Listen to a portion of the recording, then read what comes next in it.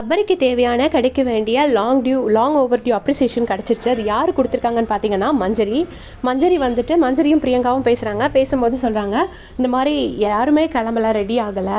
ஆனால் பார்த்தீங்கன்னா அந்த வெளியில் இருக்கிற குட்மேன் ஸ்டாச்சு வந்து அவர் ரெடி ஆகணும்னு அவசியமும் கிடையாது, நம்ம அவரை எந்த ஹெல்ப்புக்கும் கூப்பிடணும்னு தேவையும் கிடையாது.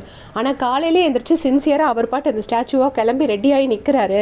இப்படி தான் இருக்கணும். இந்த மாதிரி இருக்கும்போது தான் நமக்கும் ஸ்டார்ஸ் கொடுக்கறதுக்கு தோணும். இந்த மாதிரி எதுவுமே யாருமே இங்கே ரெடி ஆகலை அப்படின்னு சொல்கிறாங்க. இதுக்கப்புறம் பார்த்தீங்கன்னா இங்கே வந்து துஷாருக்கும் அவங்களுக்கும் ஒரு சண்டை நடந்துருச்சு. இது ஆக்சுவலாக ப்ரமோவில் போட்டிருக்காங்க, பட் இந்த சண்டை வந்து லைவில் முடிஞ்சிருச்சு. இந்த மாதிரி துஷாருக்கு வந்து பயங்கரமாக கோவம் வருது, நீங்களே ரெடி ஆகலை அப்படின்னு சொல்லிட்டு பயங்கரமாக கத்துறாரு.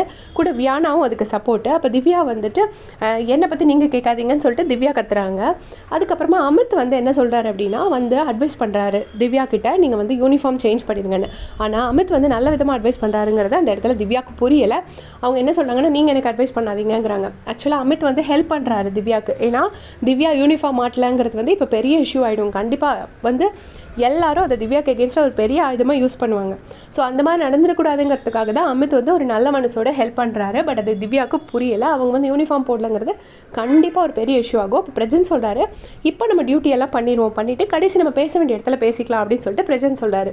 அமித் என்ன சொல்கிறாரு அப்படின்னா, துஷார் கிட்ட சொல்கிறாரு, அவங்க ஒரு தப்பு பண்ணுறாங்கங்கிறதுக்காக நம்மளும் அதே தப்பு பண்ணணும்னு அவசியம் கிடையாது. நம்ம எல்லாரும் அவங்கவுங்க டியூட்டியை பண்ணுவோம். ஒருத்தர் பண்ணல அதனால நானும் பண்ண மாட்டேன், அவங்க பண்ணல அதனால நானும் பண்ண மாட்டேன், அப்படி நம்ம எல்லாரும் சொல்கிறது நல்ல விஷயம் கிடையாது அப்படின்னு சொல்லிட்டு அமித் சொல்கிறாரு. ஸோ இந்த விஷயம் வந்து அமித் கிட்ட ரொம்ப நல்லா இருந்துச்சு அவர் பேசினது. யாரெல்லாம் அதை லைவில் பார்த்தீங்கன்னு மறக்காமல் கமெண்ட் செக்ஷனில் சொல்லிட்டு போங்க. தேங்க்ஸ் ஃபார் வாட்சிங்.